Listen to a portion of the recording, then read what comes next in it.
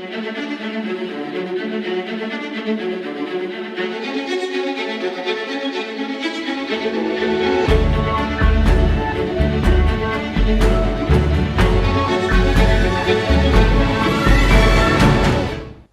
there, and welcome back to the AI Developer Bootcamp. My name is James, and in this session we're going to look at how to use Microsoft's Cognitive Services Vision APIs to understand both images and video content.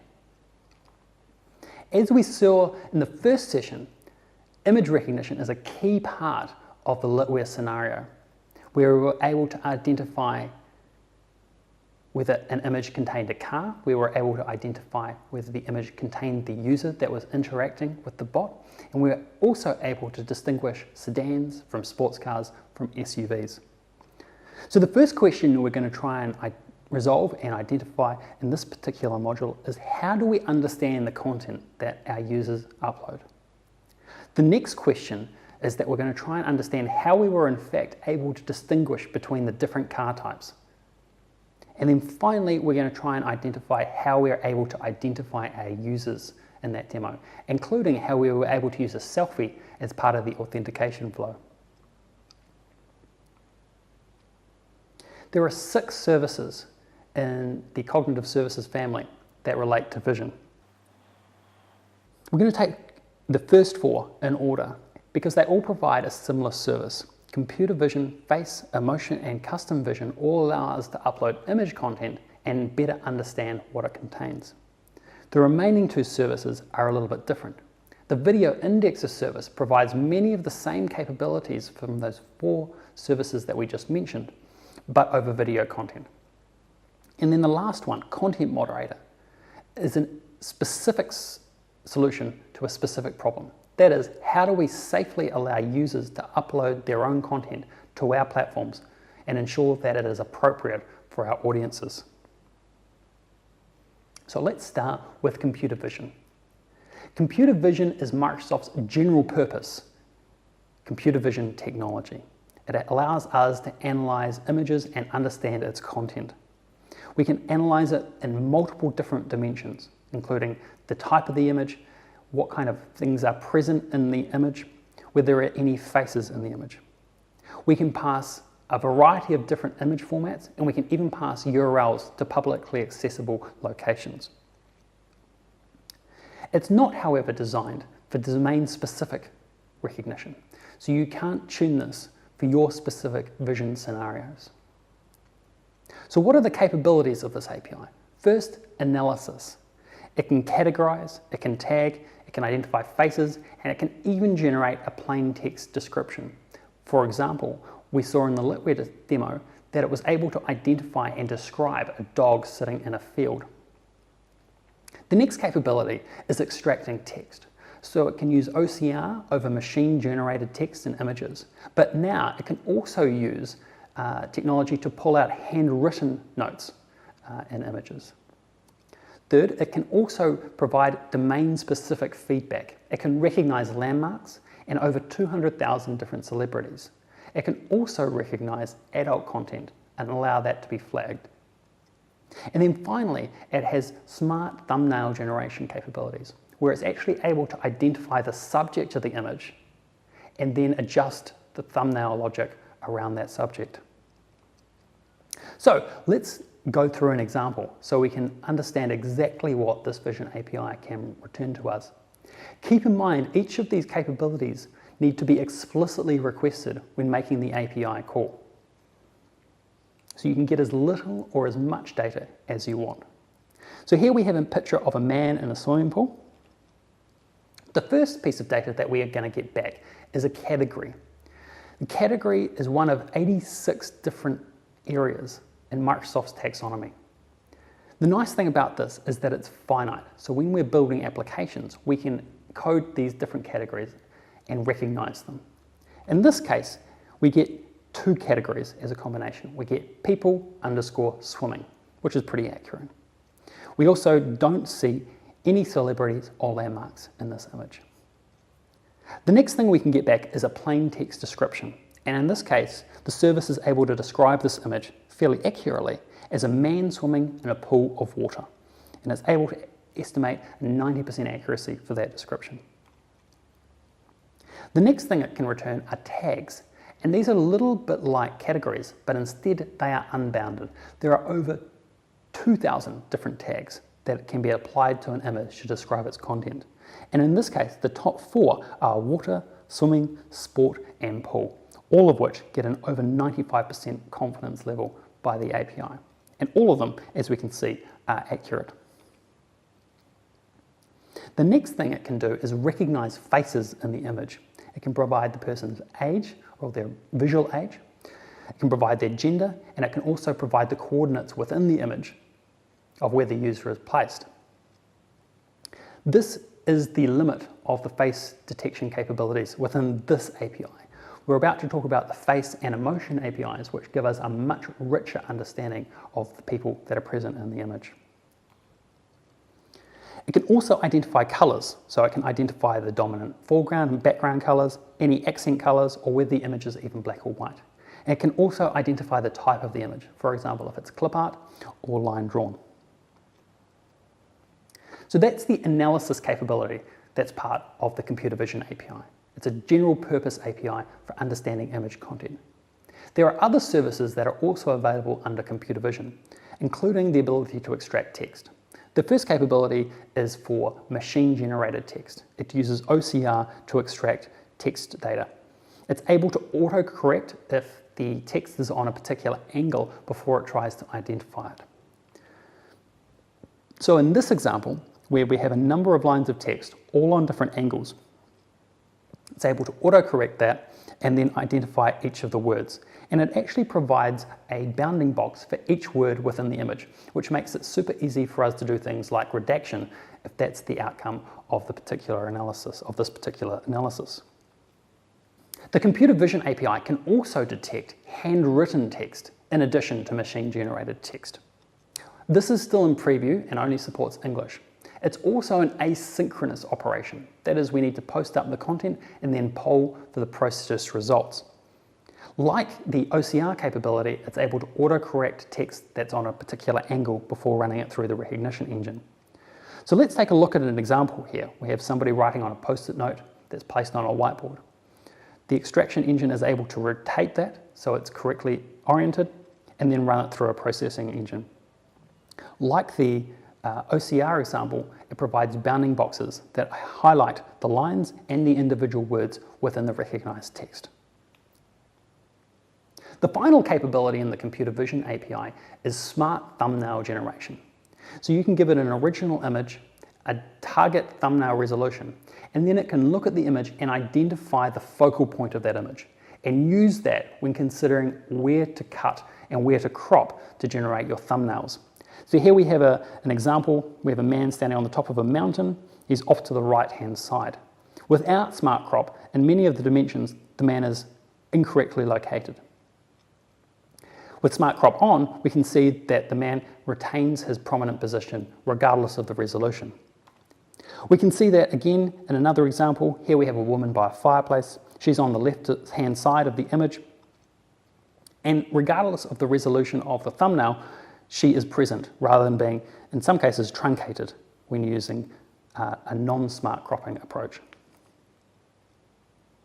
So that's the computer vision API. The computer vision API is a general purpose API for understanding the content of images. If, when running the computer vision API, you detect faces, then the next two APIs are going to help you understand these at a much greater level of detail. Now we're going to talk about both the face and the emotion API together, because many of the capabilities of the emotion API are now available as part of the face API. So the face API works in a very similar way to the general purpose computer vision API. We can upload a number of different image formats or a URL to a publicly accessible image, and it can recognize and process up to 64 faces in a single image. It's important to recognize, though, that this is designed for front-facing faces. Right now, the API has this limitation. So if the person is obscured or looking particularly in one direction or another, then you may find the results are less reliable. The face API is capable of doing a number of things. The first thing it can do is detect and analyze the face. So it can identify landmarks on the face, that is, the outline of your nose, your mouth, your lips, your eyebrows, your eyes, and the like. It can also identify your visual age, your gender, whether you've got hair, what colour it might be, whether you're wearing glasses, makeup, and much more. It also provides the ability to find similar faces and group faces together when you're processing images in bulk. And it also provides functionality that is similar to the speaker recognition API. That is, you can identify people and you can also verify the identity of people. And that's very similar to what we saw in the LitWed demo, when I took a selfie and it was able to correctly confirm that it was me that was trying to access the system. So let's have a look at this in action. I have a photo here of a man that we're going to run through the Face API and see what kind of information that we can get out. So the first thing that we get back is a Face ID, which is a little bit unexpected. But this Face ID actually unlocks a number of the other APIs. So for example, I can take this Face ID and then pass it to a verification operation. So in many cases, the only reason to post the image up is just to get this ID so I can do other things with it within the Face API. The next thing that I can get back is location data. So this is where the face is, but more importantly, where specific aspects of the face are. So Microsoft used this particular mapping structure. So they give you 4 points that define the eyes, several points to define the eyebrows, and so on. So you can get a really good understanding of the detail of the face, not just its bounding box. The next part that it returns are a number of different attributes, including the person's visual age, their gender, the intensity of their smile, the degree of facial hair, and many more different attributes. In this particular case, it correctly recognizes the person as male and estimates his age to be 41. It gives it a 0.4 to 0.6 rating for facial hair, which means he has some, but perhaps not a full face of hair. The next thing it is able to identify is emotion. So in this case, it's a strong happiness emotion. You'll notice that emotion is one of 8 different distinct emotions, and they give you a probability of each. And then finally, it summarizes his hair, and it is correctly identified that he has a very low probability of being bald, and his hair color is brown. The other major capability within the Face API is its ability to identify and verify the identity of your users. So, how do we get started with identity and verification in the Face API? Well, the first thing we need to do is to create a person record within the API. So this is very similar to working with a speaker recognition API. We then add one or more faces to this person and train the API to recognize this person based on those samples. At that point, we're ready to go to the next step, which is recognition. So like with the speaker recognition API, when we want to identify a person, we need to be able to provide it a list of potential people as well as the image, and it will pick the person that it most closely recognizes. The other feature of that API is verification, in which case it operates just like speaker recognition. You pass up the person you believe it to be and the image, and the service can tell you whether it's the same person. So that's the face and emotion capabilities. These are more specific computer vision capabilities. The last computer vision capability that we're going to talk about before we go and have a look at a demo is the custom vision service. And as we talked about at the start, the custom services are the services where you can bring your own data and customize models that Microsoft have already built. The goal of the custom vision team is to allow you to build a custom image classifier in 10 minutes or less. You start by uploading images. For each category that you want to be able to recognize, you need to provide at minimum 30 to 50 images. As you provide more images, the quality of your classifier will increase. Next, you train it. Microsoft provides a number of pre-built models that you can build on top of. You can then expose that model as an endpoint and start making predictions on images that your users upload. It then also provides a number of capabilities to allow you to iterate on that model and improve it over time. This service is still in preview, so there are a couple of gotchas in terms of the terms of service. You need to be aware that there are some conditions in which images can be retained. So if you're classifying business sensitive information, then that's important to recognize. Also, it's really important to get an image data set that is reflective of the images that your users are going to be taking. So if you're expecting your users to use this service in a factory scenario to recognize different machines, then make sure you're actually training it on images from the factory where it's going to be used, with the same lighting conditions and quality of image. It's also important to recognize that this service is a general purpose classifier. It can help us, as it did in the Litware insurance demo, to determine between different types of car. However, it's not suited to subtle object differences. For example, fault detection in a manufacturing scenario. So, how do we work with custom vision? Well, we provide it with a whole bunch of images that are tagged in each of the categories that we need to detect. In this case, it's training it against cats and dogs. In our case, it was training it against sedans, SUVs, and sports cars. Once that training operation is done, we get a model that is built on top of a model that Microsoft has already prepared, and then we can submit new data, and the model will be able to correctly recognize which category it falls into. So, with that said, let's go and have a look at all of these different vision capabilities and understand how they came together to create the experience that we were able to build in the Litware insurance demo. Computer vision was a really big part of the Litware insurance demo. We were able to use the computer vision API to detect whether there was a vehicle in the image. We were able to use the face API to detect if the user was present in the image. And we were also able to use the custom vision API to be able to determine what kind of car the user uploaded. So let's start with the computer vision service and see how we can use that to determine whether the image is suitable. So we'll uncomment these couple of lines of code. We're going to do this in the validation logic for one of our models in the form flow. We're going to receive an image URL that we can work with. So let's jump into the computer vision service. Now we're using the vision service client, which is part of the computer vision SDK. So interacting with the API is actually pretty straightforward. So let's uncomment this logic. And you'll see it's literally only two API calls. The first one is simply to download the image. The bot service will provide the image as a link. It's not actually contained in the message we receive, so we're going to have to fetch that first. And then we post it up to the computer vision API.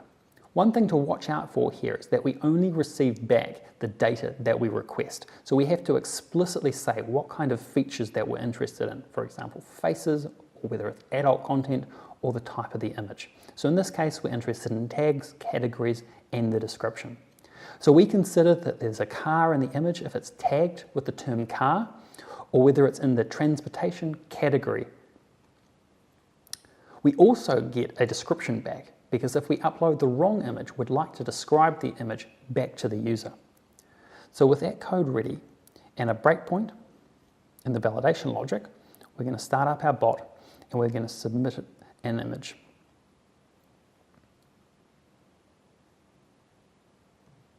So let's connect to the emulator endpoint. The bot will welcome us. We'll say, I need car insurance. That way we can skip the carousel, we can skip the prompt because it can recognize the car entity. We select sedan as the type of car. And this is an abridged version of the bot. So we're just going to be, at this point, asked to upload an image. So we're going to upload the image of the dog. We're going to hit the breakpoint once we've submitted that image to the computer vision API, and we can have a look at what we get back. So the API is able to correctly identify that this is not a car. It does not get tagged with the term car, and it does not get tagged with the transportation car category. In addition, it is able to describe that image for us. It describes the image as a dog sitting in the grass. So that's the first step. This allows us to identify any kind of image, whether there's a car in it, so we can decide what to do in the next step. So let's close that and go and have a look at what's required to identify whether the user is present here. So if there's no car in here, we're also going to pass this image to the face API. And we're going to do a verification operation. Because our user is enrolled in Smart Authentication, we have a profile already for them. So we can just take that profile ID and compare it to the image. So let's go and have a look at the face recognition service and what's involved there. So like the computer vision service, the first thing we do is download that image. We could probably make that a little bit cleaner by caching that within our service for the lifetime of the operation. But we actually have to make several different API calls here. The first one, we actually do a detect operation against the face API. And that gives us back an ID that represents that face. And that ID is valid for a short period of time. The next thing we do is that we fetch the person group ID that I belong to. And in our case, there's only one person group, so that's a relatively easy operation. We then pair that with my specific person identifier. So when we call verify, we pass the face ID that we've just recognized, and then we pass my group and my ID. And it can compare me with the face that's been identified and tell us whether they're the same person. Now, the image that we upload actually has two faces in it. Satya Nadella is also in this image. So we have to construct this as a loop. So we have to compare every image of a person in this upload and then identify if any of them match the registered user. So let's go and see this in action.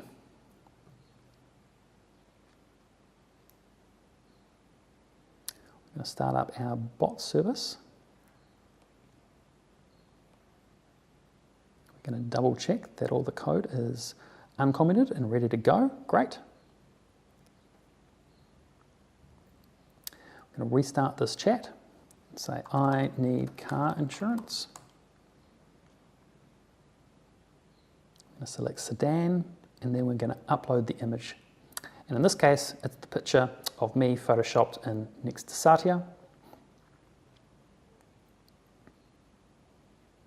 This image will go to the computer vision API. We will recognize there's no vehicle in it, and then we're going to pass it to the face verification API. So we've already passed it. We've got some face IDs back from the detect operation. We're now going to loop through and call verify against each of them. So the first face fails to verify. So that means it's probably Satya's face that we've just checked. The next face that we're going to do is my face. We'll compare it to my profile. In fact, the API finds that they are identical. Because I'm in that image, we're actually going to change the message, the response of the bot slightly, to reflect on the fact that I'm part of this image. So we'll let that continue, and we can actually see the response of the bot references the fact that I'm in that image. The last part of the vision demo part of the Litware insurance scenario is the custom vision API. Let's go and have a look at what's required to build a custom vision model. So to build a custom vision model, we go to the custom vision portal, which is customvision.ai. And here's the model that's powering the Litware scenario. You can see I've uploaded images of a bunch of different vehicles, and I've tagged them as sedans, sports cars, or SUVs. That's the first step in building your custom vision model. Now there is an SDK available, so you can actually use that to upload images if you'd rather not upload thousands of images via your web browser. Once you've finished uploading images, we can flip to the performance tab, and we can train a model with this big green button up here. Once the model has been trained, the service will automatically score the performance of the model. And in this case, what it's telling us is that this isn't a particularly good model. And the reason it's not particularly good is that the data set that we've provided it, only 100 images, is too small for the purpose that we've selected. But what's interesting about this is that we can get some high-level metrics, but we can also drill into individual categories of vehicle. So for example, the sedans that we've provided are most likely to be misrecognized. So we probably need to upload more sedans than we do sports cars, because sports cars have a recognition of much higher rate at 80%. Now, the interesting thing about this page also is that you can see all of the model iterations that you've built over time along the left here. So you can actually compare the performance of your model as you evolve it and add additional data. Each model has its own prediction URL, or you can mark one model, the default model, and use that default endpoint. One of the really nice features of the custom vision service is that it will retain images that your users submit to it. That means if I submit a different type of car that the model has never seen before, it will appear here, and I can actually add that image into my data set, which is going to increase the performance of it. The last thing I want to show here is the ability to identify the vehicles that the model has the most difficulty with. So if we switch to iteration history, we can actually see these vehicles highlighted in the user interface for us. That makes it very easy to figure out what kinds of categories require additional data to improve the quality of the model. So, how do we use the model? It's very straightforward. There's an SDK available for it. But in this case, because it's such a simple operation, we're just going to send a message directly to the RESTful endpoint. We grab the image URL, we download the binary, and then we post it up to the endpoint, and we get back a response. The response that we get has a prediction and a probability for every tag that we have in our data set. That means we can compare the relative probabilities, and if we find that they are too close together, decide not to issue a prediction. So let's see this in action. We're going to uncomment the code that invokes this particular service, put a breakpoint in, and start our bot up. So let's start up our bot and run an image of a sports car through so we can see an example of the classification. So we'll return to the emulator, we'll restart this conversation, specify that we need car insurance, select that the car type we're wanting to insure is a sedan, and then we're going to upload the image of the sports car. So this will go to the computer vision API. It will correctly identify this as a car, and then we're going to submit it to our custom vision API, which is going to be able to identify that it isn't a sedan. In fact, it's a sports car. So we can have a look at the results that we get back here. We can see we get a prediction for each of the tags. The sedan is 0.000%. The probability of an SUV is 2%. And the probability of a sports car is over 99%. So in this case, we're going to reject it and say that it doesn't look like a sedan. And we'll see that message come back through the bot. Now, let's try uploading the vehicle image that correctly matches our insurance request, the Ford. And as we might expect, it does come back with the top prediction being a sedan at 70%, and we can continue with the insurance flow from here. So that's how we used the various vision capabilities in the Cognitive Services platform in the Litware demo. Let's get back to the slides. So we just saw how the Computer Vision API, the Face API, and the Custom Vision API all came together to allow us to understand the content that the user was uploading to our insurance bot.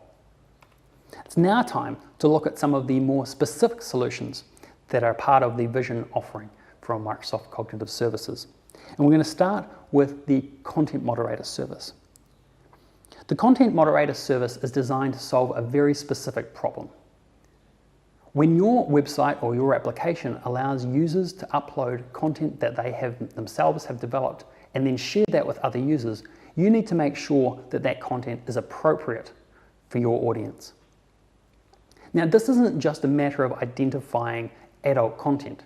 It's also identifying images that potentially aren't family friendly, or images that contain profanity, or text that contains profanity, or even content that includes personally identifiable information like email addresses, which is not suitable for general distribution.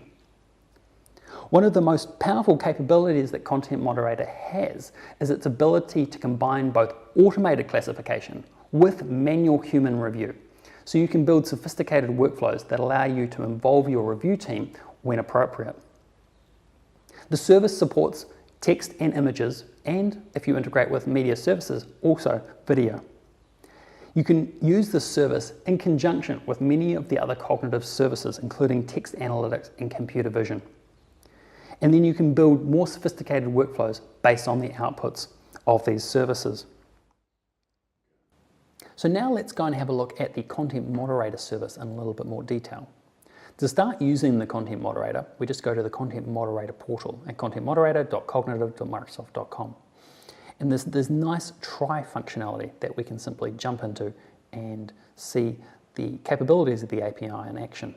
Now you can actually download a range of sample images directly from the portal to use in this kind of demo mode. Obviously this isn't how you would use this API for real. You would want to be able to integrate this into your application and push user-generated content into it.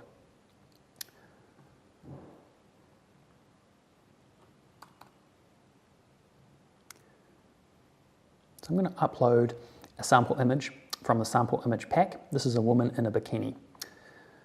And we're going to submit that to the API for classification. This is a really good example of the kind of content that Content Moderator is good at evaluating. This isn't necessarily adult content, but it may not be appropriate for a family audience. So now that the image has been submitted, we can experiment with the review functionality that's available through the Content Moderator portal. We can see, as a human reviewer, all of the different options, all of the different pending reviews that need to be made. And here we see the image, and we can see the service has identified this as a racy image. We can override this by unselecting the racy tag, or we could even upgrade it to an adult image if we think it's warranted. Once we're satisfied with the classification, we can submit it, and the review is complete. Now we can trigger this to be published in an appropriate way in our application. So that's a brief sample of the Content Moderator. How would you integrate this into your application? Well, we have a simple website already up and running to show you how this might work. So in this case, we're going to upload an image through the website.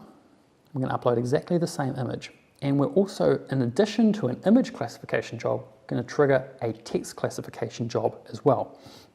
And because this is a family video, we're not going to start adding profanity in here, but we're going to enter another type of sensitive information, and that's personally identifiable information. So I'm going to enter my email address. This might not be something that's suitable to publish on the front page of a high traffic website after submitting it through a form. So we're going to submit both the image and the text, and we're going to pass this up to Content Moderator. And this is going to show you the power of its automated moderator APIs. So this is not going to require any human review. So if we have a look at the results here, we get scores for both adult and racy, and in this case it only passes the bar for racy. We're also going to get the results of the text analysis. It correctly identifies that I've submitted an email address. So that's how we can use Content Moderator in an automated fashion. Now, if we switch back to Visual Studio, we can have a look at the code that sits behind this. It's very straightforward. All that's required is to post the content to either the process image or process text endpoint, and we can retrieve the message and the response, which contains all of the data that we saw on screen. The more powerful or more advanced option is to use semi-automated content moderation. That is, in some situations, we escalate it for human review. So let's do a semi-automated content moderation. We're going to say, no, that's way too expensive, and submit that to our service. Now, you'll see that it has been submitted as a job, but it hasn't been released for publication back to our website yet. We now can go into the Content Moderator portal and go to Pending Reviews. And we can see the message that I've just sent. We then, as the moderator, can classify this as adult or racy if we believe it's warranted, which can determine whether this gets published on our application. Now, if we look at the workflows over here, we can actually see why this particular piece of text was flagged for human review. we've actually connected this service to the text analytics service that we talked about right at the very start of the day. And we've written a rule here that says if the text sentiment is less than 0.4, that is a generally negative sentiment, we want to flag this for manual human review. So let's go back to that review and we're going to complete the review. We don't think this is unsuitable, we're just going to leave that untagged. That's going to submit it back to the service and update the status of that job. We can then return to our application and poll the API to see what the results were. And we can see that it has been completed by a human reviewer and that it has been tagged as neither adult nor racy, so it can be published into our website. So that's the power of the Content Moderator API. It allows you to both, in an automated or semi-automated fashion, make sure that the content that users upload to your site is suitable. The last service that we're going to talk about in the vision category for Microsoft's cognitive services is the Video Indexer API. And this service actually relies on a number of the services that we've already talked about, including the Computer Vision API, the Face API, and the Speech Recognition API. This service allows us to understand what's going on in our videos. It understands who's speaking, what they're talking about, and the key topics as well. This effectively redefines how we do search in video and allows us to better expose this content in our organizations to our users.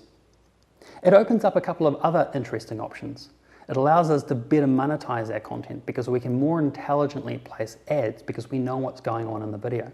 We can also open up new avenues for user engagement based on the same principles. So how do we work with this API? Well, first we just have to upload our video content and the service will process it asynchronously and start to build an understanding of what's happening inside the content. It will generate automatic audio transcriptions that we can then edit if required, and it can also automatically translate these into different languages. It will identify the speakers in the video.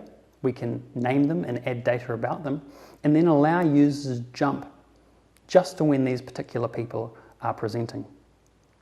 And then finally, it can do a range of different types of content analysis. It can pull out keywords.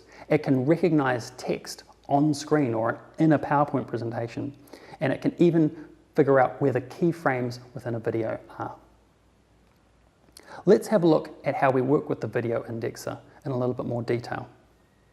The final technology we're about to look at is Video Indexer, and this technology allows us to use a number of the computer vision capabilities, but over video content.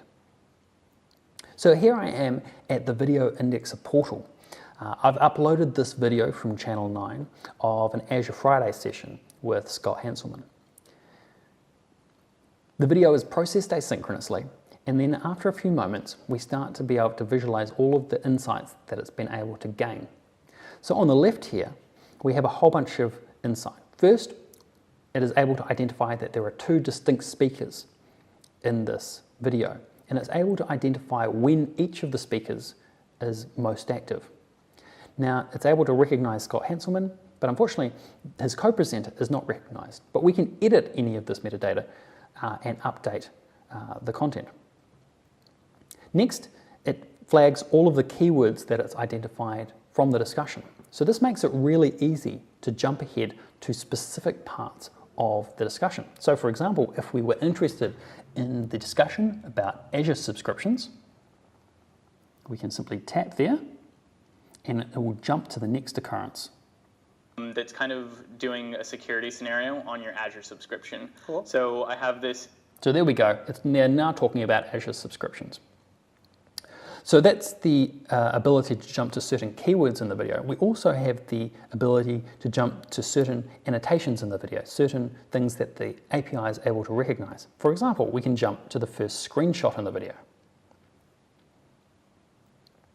Here's a screenshot of a presentation. It's able to recognize that there's no longer two presenters simply sitting in front of a screen, but we've moved to a computer-generated image. We can also see down the bottom here the full sentiment analysis for the video. We see that things got a little bit negative towards the end there, but they've generally been very positive. The other capability that we can have a look at is closed captioning. So if we enable English closed captions, we can get an immediate overlay of the subtitles. Now, we can also see this information in the transcript tab. So there is an automatically generated transcript that's available in not only English, but any language that's supported by the video indexer. Now we can edit this too. Computer translation is not perfect, but it is a great start to providing subtitles on all of your video content. Now, one of the interesting capabilities here is that it's not simply transcribing what it hears from the speakers, but it is also transcribing what it is seeing on screen. Now, this is a particularly low resolution video, but you'll see the key parts of this video, image are actually going to be transcribed into the transcript. This text recognized on screen can then also be translated through the translation mechanism. So that's the end user interactive experience through the Video Indexer preview portal.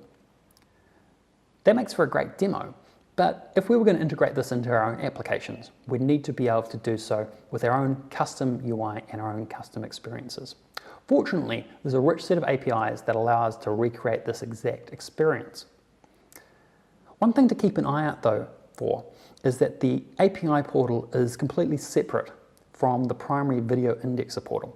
Make sure that you sign in with the same login into both if you want to share content between them.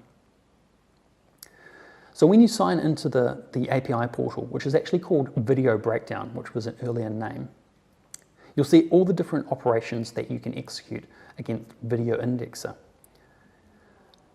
It also provides you with an interactive portal, so you can actually specify the parameters and then execute the request in the browser and see the results. So in this case, I'm going to make a call to the get breakdown method. And here, we're actually going to be able to see all of the different information that builds the UI that we saw just a few moments ago. We can see all the information about the video, we can see the faces in the video, and all of the necessary content required to build a similar experience. If we're happy with the existing API, we can actually call various API endpoints here to get embedded widget code that can actually recreate those experiences, but hosted within our environments. So, only a few short years ago, video was very difficult to index. Now with the Video Indexer and its rich API surface, we can suddenly make a lot more sense of our video content. Let's get back to the slides. So, which of these technologies should you use and when? Well, the starting point is the Computer Vision API. It's a general purpose API. It'll help you identify whether you need to use other APIs. For example, it can identify faces and it can flag adult content. The next set of APIs to use would be the face and emotion APIs, because these are more specific APIs and useful if you can identify faces in your images. Another API to consider using next would be the Video Indexer API, if you have video content to examine and understand.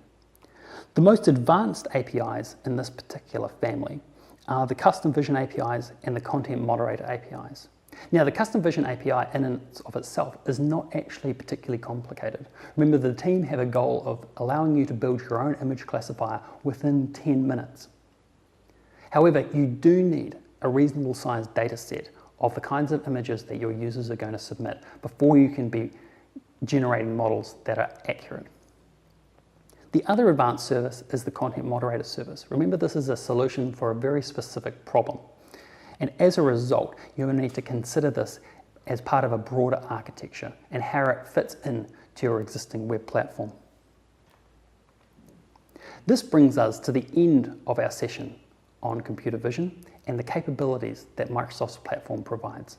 We set out to answer a few questions, including how do we understand the images that our users upload? And the answer to that question is the Computer Vision API, our general purpose image API. The next feature that we were looking to solve was how did we identify which vehicles belong to which category? How did we distinguish between SUVs, sedans, and sports cars? And for that, we had to build our own image classifier and could do that using the Custom Vision service. And then finally, we were able to recognize our users both in images and also in selfies for the purposes of authentication. And for that, we used the Face API. I hope you'll join us for the next session in the AI Developer Bootcamp, where we look at Microsoft's cognitive toolkit and get a deeper understanding of neural networks.